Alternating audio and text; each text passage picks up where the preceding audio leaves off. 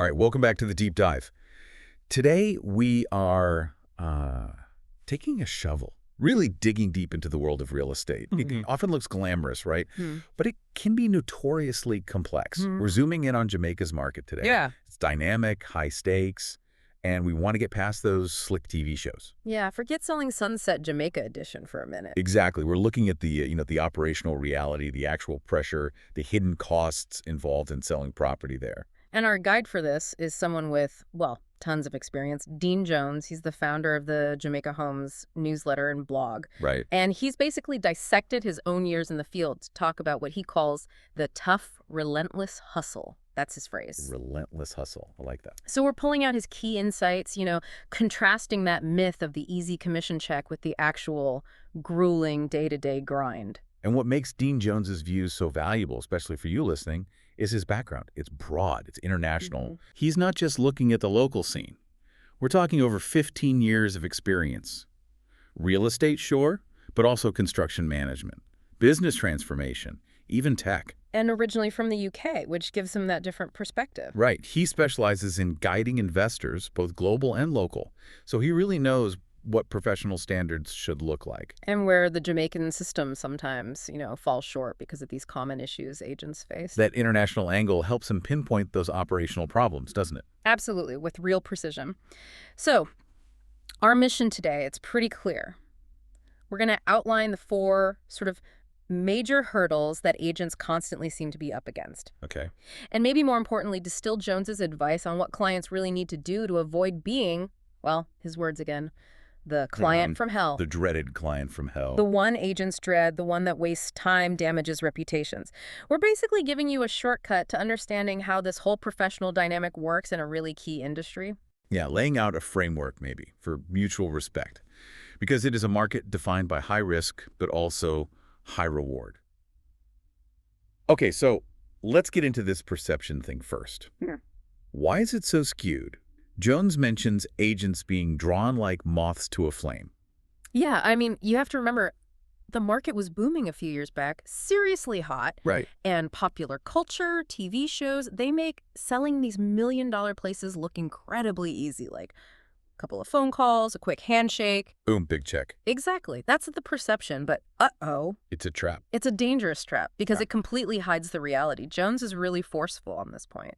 Selling homes is not just about unlocking doors and looking pretty. It's a tough business. It demands the agent invest serious personal capital. We're talking time, mental energy, physical stamina. And actual cash. And hard cash, all up front with absolutely no guarantee you'll see a return. And when you think about Jamaica's geography, that physical side really hits home, doesn't it? This isn't just selling condos in, like, a 2-mile radius downtown. Yeah. He specifically calls out the fuel burned on cross-island trips. Yeah, think about that practically for a second.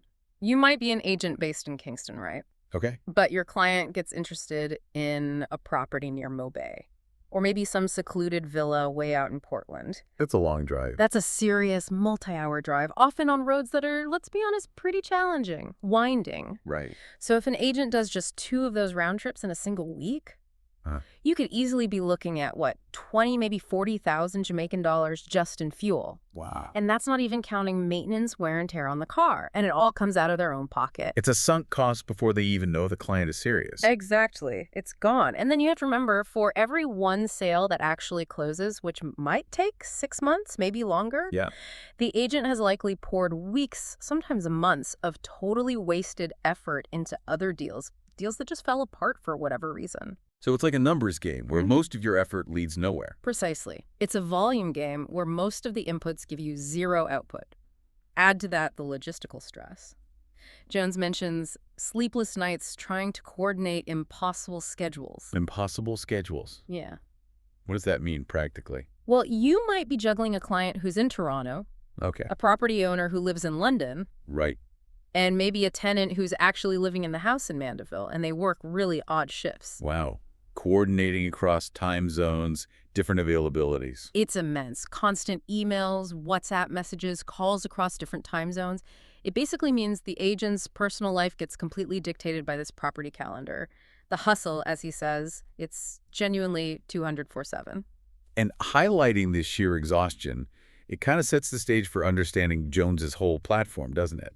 His expertise isn't just about listing properties. It's about business sense. He uses his platform, that Jamaica Homes newsletter and blog he started about 3 years ago, to educate. Both clients and agents. Right. Educate them on these, like, structural realities. Right. Guiding them through making smart investment choices in what's obviously a really complex environment. And what's fascinating when you dig into it is how quickly that financial risk adds up for the agent. Yeah. Think about it. Professional photos for the listing, Yeah. digital marketing, maybe subscriptions to property websites, their annual licensing fees. All out of pocket. Every single penny for every single listing. An agent is basically running a small, high-risk startup every time they take on a new client. Wow. And they're relying purely on their own resilience, their patience, just to survive that daily grind. Okay, let's shift from that general grind to the first big operational headache that Jones really singles out. And that's the constant, often frustrating search for a genuinely serious buyer. Ah, yes. The dream client. Every agent yearns for them, right? The serious buyer, someone who's got their financing sorted, pre-approved, maybe. Knows what they want. Exactly. Clear needs, respects the process. But the reality, Jones points out, is often filled with clients who are, well, essentially using the agent as a free research assistant. Ouch. Kicking tires, basically. Pretty much. They'll ask for multiple viewings, sometimes demanding those long drives across parishes we talked about. Yeah. Only to reveal much later, oh, actually, I wasn't really in a position to buy yet, or I was just exploring options. That's not just annoying. That's costing the agent real money and time. It's economically devastating. Yeah. And the worst example of this, according to Jones, is something he calls the budget game. The budget game. Okay, what's that? It boils down to a really damaging lack of financial transparency from the client. How so? Well, it's logistically destructive. Imagine an agent gets what seems like a firm budget from a client. Let's say JMD, $25 million. Okay, specific number. Right. So the agent invests weeks doing really specific work based only on that number. They're vetting properties in that price range, calling listing agents, negotiating viewing times, doing background checks, driving out to specific areas. A lot of focused effort. Meticulous work. This requires building trust and goodwill with other agents, with property owners, often for properties that aren't easy to get access to. Okay. Then And then comes the pivot. After all that effort, the calls, the fuel burned, the agent's reputation put on the line for those 25 million viewings, the client just casually drops, oh, you know what? I've actually decided my budget is more like JMD $45 million. Oh, wow. Nearly double. Yeah. So that entire $25 million search, instantly worthless. All that work, down the drain, the agent has to start completely from scratch. And they might have annoyed the contacts they made for the lower price stuff? Exactly. They might have alienated people they just worked hard to schedule with. It's incredibly inefficient. What stands out there isn't just the wasted time, though. It's why. Right. Why do clients do that? Play this budget game. Jones suggests a few possible reasons.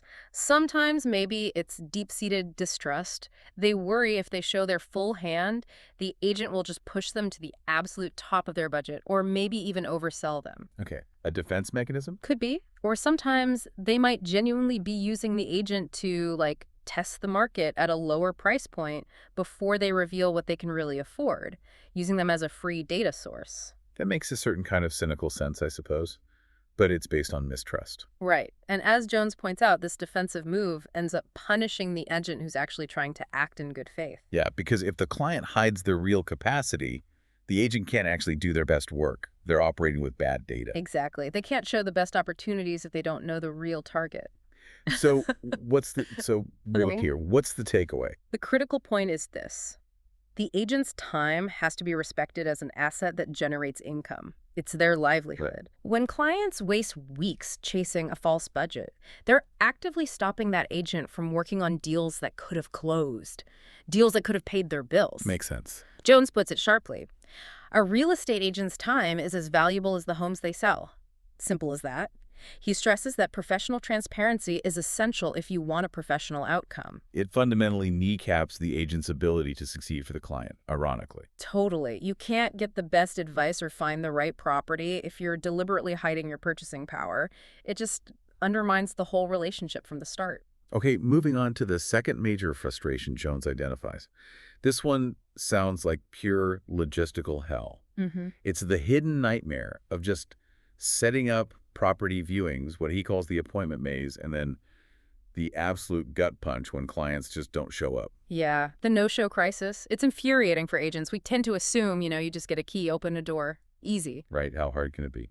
But Jones shows us it's this incredibly complicated coordination effort, a labyrinth, really. So break that down. Why is it so complex?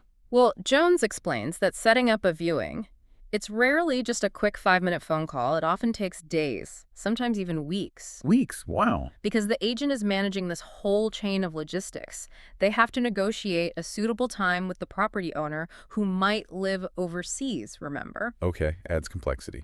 Then, if the property is occupied, they have to coordinate with the current tenants. And you have to remember, these tenants need to agree to leave their private home specifically for your showing. That's a big ask. It is. And often, the agent also has to coordinate with other agents if it's a co-broking situation. Ah, co-broking. Maybe explain that quickly for listeners. Sure. Co-broking just means the agent representing the seller, the listing agent, agrees to share the commission with the agent who actually brings the buyer. Got it. So that adds another whole layer of negotiations, scheduling alignment, shared responsibility. It makes every cancellation or delay even more complicated because multiple agents are involved. Okay, so owners, tenants, other agents, a lot of moving parts. A ton. And especially with occupied properties, the agent is relying heavily on the goodwill and cooperation of that tenant. They're making a personal sacrifice, cleaning up, maybe securing pets, taking time off work just for this appointment. The goodwill is fragile, I imagine. Very. The agent is responsible for maintaining it. And if it's a really popular, high-demand property, trying to juggle multiple viewing requests just makes the scheduling even trickier. Okay, so you've got all that background work, the calls, the emails, confirming texts, planning the travel route, building up this huge amount of effort and, reputational capital. Exactly. You've invested all this time and energy, and then the ultimate slap in the face of the client is a no-show. Just doesn't turn up. Doesn't turn up, doesn't call, doesn't text. It's truly demoralizing, Jones says. The agent arranges this perfect lineup of properties. They clear their own personal schedule. They pay for the gas, drive maybe 2 hours across parish lines. Yeah. They arrive at the first property right on time, and they're just met with silence. Calls go straight to voicemail. Texts are ignored. Blue ticks, no reply. Awful. The agent is just left standing there. They've wasted not just their time, but their own money. And critically, they've burned through that goodwill they built up with the owner or the tenant. That cost seems like it ripples outwards, doesn't it? It's not just the lost gas money. It's exponential. Think about the reputational damage. How does that agent now explain to the tenant who cleaned their house and left work early that the client just didn't bother to show or even call? Yeah, that relationship is probably toast. It gets seriously strained. It makes scheduling future viewings for that same property incredibly difficult, maybe impossible. It could literally cost the agent the chance to sell that listing entirely. Wow. And Jones uses this really powerful analogy here to drive home the point about professionalism and respect. It's one that should resonate with anyone who values professional services. What does he say? He says, if you wouldn't waste a doctor's time, don't waste an agent's. This is our livelihood. That's a great comparison. Simple, direct. It reframes the whole interaction, doesn't it? The agent isn't just some low-level service person. They're a professional. Their service involves specialized knowledge, and it's time-bound and costly just to arrange. And that comparison hits the economic reality, too. Yeah. This isn't just an inconvenience like wasting time in a salary job. Exactly. It's a direct financial loss for every single no-show. The agent is putting up non-refundable resources, their time, their fuel, based entirely on the client's word, their promise to be there. So when the client flakes, they just negate potentially weeks of hard work and actual financial investment that the agent made in good faith. And often that kind of unprofessional behavior gets around. Word travels in the industry. It can really damage the agent's standing among their peers, with owners, with everyone. All right, let's tackle the third major energy drain Jones highlights. This one feels more mentally exhausting, maybe. No, definitely. It's the exhaustion caused by clients who just constantly shift their requirements, moving the goalposts all the time. Jones calls it the exhausting cycle of change. The exhausting cycle of change. Okay. Explain that. It's basically the death of efficiency for an agent. Jones paints this really vivid picture of severe indecisiveness. Like, imagine a client comes to you, and 1 week they are absolutely 100% certain they want a specific type of property. Yeah? Let's say a sprawling old colonial-style house. Okay, very specific niche. Right. So the agent dives deep, starts searching areas known for that historical architecture, big land plots. They dedicate serious time and effort to that very specific market segment. Makes sense. Then, maybe the following week, security suddenly becomes their #1 priority, completely out of the blue. Uh-oh. So they call the agent and say, cancel all those colonial house viewings. We've decided we only want to look at properties in a gated community. That's a total 180. Different locations, different style, different price point probably. Completely different market segment, modern, often higher density, so the agent has to pivot completely, cancel the old appointments, try to reschedule new ones in developments. And then maybe weeks later, after they've viewed several places in gated communities, the client calls again and says, you know what? We've decided we only want a brand new build property with specific modern tech features. Oh my goodness. Colonial to gated new build. That constant volatile shifting, that's what Jones describes simply as exhausting, and you can see why. Yeah. In a market like Jamaica, which has distinct segments, historical homes, modern developments, rural retreats pivoting, that forces the agent to essentially change their entire search strategy, their network of contacts, even their travel plans 3 times over. They're just running in circles, burning fuel, burning time. And burning goodwill with all the people they keep scheduling and canceling with. It's incredibly draining, mentally and physically. But hang on a second. Let's pause here for a bit of balance, maybe. Because Jones seems very focused on the client's failings here. Okay. Isn't part of being a good professional agent having strong systems up front? Like vetting processes to maybe filter out people who are just browsing or seem deeply unsure? That's a really fair point, a critical question, actually. Does Jones talk about filters, or is this just something agents have to suck up? Well, agents do try to vet, absolutely. They might require mortgage pre-approval letters or sometimes have clients sign buyer representation agreements to establish seriousness. Right. But Jones seems to imply that this level of fundamental indecision, the kind that flips from colonial to new build, is often really hard to screen for at the very beginning. Why is that? Because often the clients genuinely believe they know what they want until they actually start seeing properties in person. The physical reality hits them, or maybe emotions take over. Ah, so it's less about logistics and more about emotion or lack of self-awareness. Exactly. It becomes an emotional hurdle, not just a checklist item you can vet for easily. And Jones emphasizes that the agent's specialized knowledge is actually there to help end the indecisiveness, if only the client would listen and trust their expertise. Okay, that makes sense. And this whole issue of indecision and maybe unrealistic ideas, it often gets amplified with a specific group Jones mentions. Ah, yes, the returnees. Right. Jamaicans who've been living abroad, maybe for years, and are now coming back home with dreams of owning property. This creates a really nuanced challenge. It's rooted in, cultural memory, nostalgia, but also direct comparisons to international markets. How does that play out?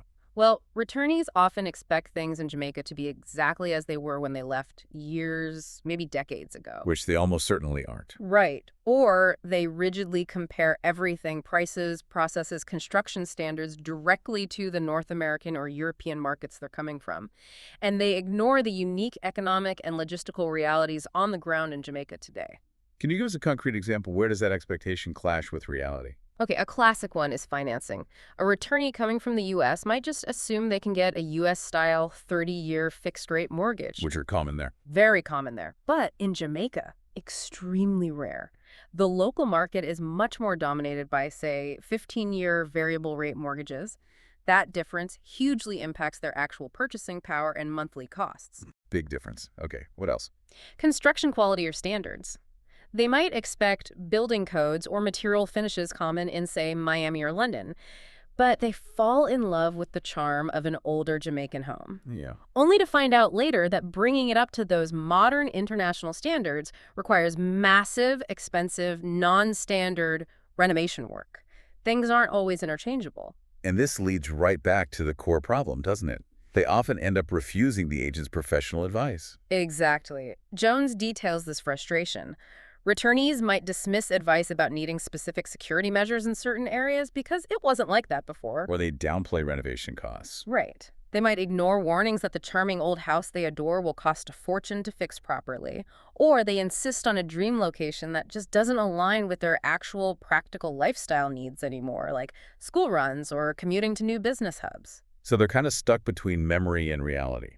Or trying to impose an outdated memory or a foreign financial model onto today's dynamic local economy. And Jones really stresses here. The agent's value is their knowledge of the current market. Right now. Right now, the agent knows which areas are stable, which builders have a good reputation, what costs are actually realistic today, ignoring that advice. It's basically choosing to make the process longer, riskier, more stressful, and ultimately more exhausting for everyone, especially the agent. Whereas listening to the agent is usually the fastest, safest, and most cost-effective path to actually closing a deal successfully. Okay, this next segment feels absolutely crucial, maybe the most important one for really understanding the agent's side of things, because it gets right down to the fundamental financial structure, the thing that underpins all this operational stress we've been talking about. Yeah, this is where the rubber meets the road, financially. And it's something most clients probably misunderstand or maybe just don't think about. Agents are not salaried employees. Not at all. They operate in what you called earlier a true zero-sum game. And that just elevates the seriousness of every single wasted minute, every wasted dollar on fuel. This is the hard, cold truth of the industry in Jamaica, and frankly, in many places globally. It's what really separates a real estate professional from someone working a 9-to-5. So spell it out. How does it work? Real estate agents in Jamaica, they do not get paid unless they successfully close a sale. Period. No retainer. No base pay. Absolutely zero base salary, zero compensation for all the time they spend on deals that fall through, and critically, zero reimbursement for fuel for those cross-island trips or for their marketing materials. Nothing. So every single showing, every phone call, every long drive, it's a pure gamble. It's a pure out-of-pocket, high-risk investment made by the agent personally. They carry 100% of the operational costs and the financial risk entirely up front. Wow. Just hoping that somewhere down the line, one of these efforts will actually result in a closed deal and a commission check. And this context is so vital when we talk about the commission itself, isn't it? Yeah, absolutely, because clients often, understandably maybe, simplify it. They see a 5% or 6% commission on a high-value property, and they think, wow, that agent is making a fortune off me. Yeah, it looks like a big chunk of money. It does, but that assumption completely ignores, first, the financial split of that commission, and second, the huge astronomical sunk costs that the agent absorbed from all the failed efforts leading up to that one success. Okay, let's quantify that risk a bit more for the listener. That commission rate, say it's 6%, the agent doesn't just pocket 6%, do they? Break down a typical spread. No, rarely. That 5% or 6% figure you see, that's the gross commission usually paid by the seller. The individual agent who did all the work, they almost never receive that full amount. So where does it go? They typically have to split that commission with their brokerage firm, the agency they work under, and that split is often 50-50. 50-50. So 6% immediately becomes 3% for the agent? Immediately halved, yeah. So now they're starting with 3%. And from that 3%, the agent still has to pay all their own business expenses. Their annual licensing fees, professional indemnity insurance, mandatory ongoing training courses, their personal marketing materials, business cards, maybe flyers, their share of website costs. Okay. And most significantly, they have to pay income tax and handle all their own administration out of that 3% share. So the agent's actual take-home pay, their net income, is way, way less than that initial percentage the client sees on paper. Far less. And that smaller amount has to cover every single tank of gas, every failed negotiation, every no-show appointment from the previous, say, 6 months or however long it took to close that one deal. It puts the relentless hustle in perspective. It really does. And we absolutely need to factor in the sunk cost of all the failures. Dean Jones's insights really hammer this home. An agent might work incredibly hard, diligently, with maybe 3 different clients who all sound serious for 2 or 3 months each. Yeah. Then maybe 2 of those deals collapse right at the end. Maybe financing falls through, or there's an unexpected title issue discovered. Happens all the time, I guess. All the time. So that means potentially 6 months of dedicated investment by the agent, tens of thousands of dollars in fuel, maybe over 100,000 JMD in their share of marketing costs for those failed listings, hundreds of hours of unpaid administrative work. All for nothing. All yielding exactly zero income. That's the zero-sum reality. It's like having a pipeline. But if nothing actually comes out the end, You get nothing, no matter how much you poured in at the start. Precisely. And that leads to Jones's conclusion on this point, which might be the sharpest statement in this whole deep dive. What is it? He says, a commission is earned, not given. Agents work for every dollar they make. Earned, not given. That really reframes it. It completely flips the script, doesn't it, onto how we should view that commission check. It's not some kind of tax on the buyer or seller. No. It's the agent's single source of reimbursement and compensation. It pays them back for assuming all that upfront risk, for investing their own capital, and for successfully navigating what is often a highly complex financial and logistical transaction through to completion. Which is why Client transparency, client seriousness, showing up for appointments. These aren't just like polite suggestions or nice to haves. No, they're fundamental. They are absolute economic necessities for that agent's basic survival in the business. And you could argue for the health and stability of the entire industry too, right? Absolutely. If the economics are this punishing and clients make it even harder through carelessness or lack of respect, then the best agents, the most professional ones, the ones with options, they might just decide it's not worth the hassle. They'll find easier ways to earn a living, maybe move into commercial real estate, or leave the industry altogether. Leaving the market potentially underserved or served by less experienced agents. Exactly. The quality suffers for everyone. Yeah. #tag conclusion and final takeaways. Okay, so let's try and pull all this together, synthesizing what we've learned from Dean Jones via his Jamaica Homes insights.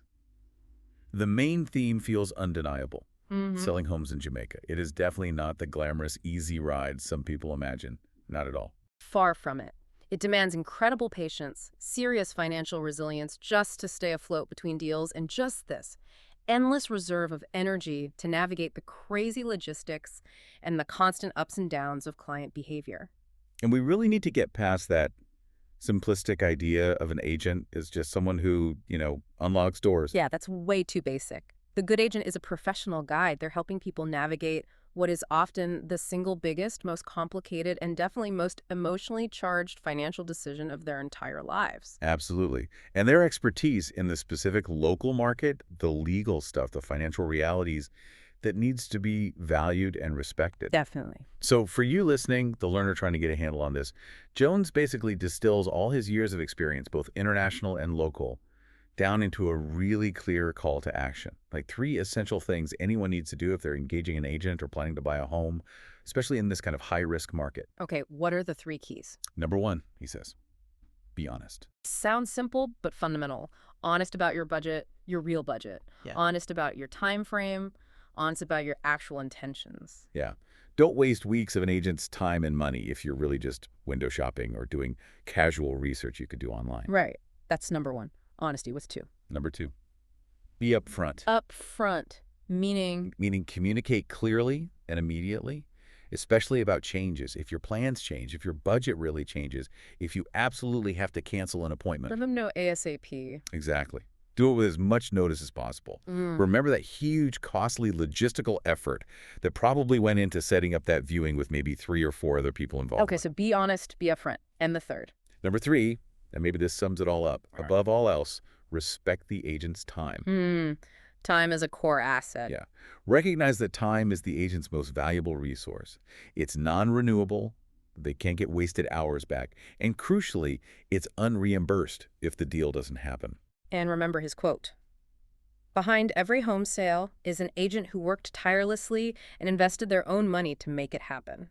That's the bottom line. Yeah. Jones shows us that the professionalism, the success, the very functioning of the real estate transaction hinges on this basic foundation of transparency and mutual respect. And the financial reality we discussed just makes that respect absolutely non-negotiable. Yeah. This deep dive, it really feels like it's pulled back the curtain on the sheer grind behind any perceived glamour. Definitely. We detailed the zero-salary financial risk, the immense logistical juggling act, the sheer volume of unproductive effort agents have to absorb just to land that one successful sale. Absolutely. And for me, the most surprising detail, the most impactful, was really understanding that financial structure. The commission splits, the lack of reimbursement for expenses. That's the key insight, I think. And that leads us perfectly into our final provocative thought for you, the listener, to maybe mull over. Okay. If the entire compensation structure for real estate agents hinges completely on closing a deal, Right. commission only. And the agent carries literally all the upfront operational risk. Then how might client behavior, specifically their transparency and their seriousness, how might that directly correlate with the long-term health, the sustainability, and ultimately the quality of professionalism available in the entire industry? That's a heavy question. Because if that relentless hustle we talked about is made almost impossibly difficult by consistently disrespectful or time-wasting client behavior, Yeah. then, like we touched on, the very best agents, the most experienced, the most educated, the ones like Dean Jones himself with international credentials, they might just choose to take their expertise elsewhere. To less taxing markets or different fields entirely. Exactly. Yeah. And that potential brain drain, that flight of top talent, It impacts everyone. it directly impacts the quality of service and advice available to all future clients trying to navigate the market. Definitely something to think about next time you engage any professional, really. Yeah, maybe think about applying that core idea, respecting the unseen upfront effort to all your professional interactions, the knowledge, the time, the expertise you get from professionals. It's valuable, whether you end up signing the check at the end or not. Well said. Thank you for joining us for this deep dive. We'll catch you next time.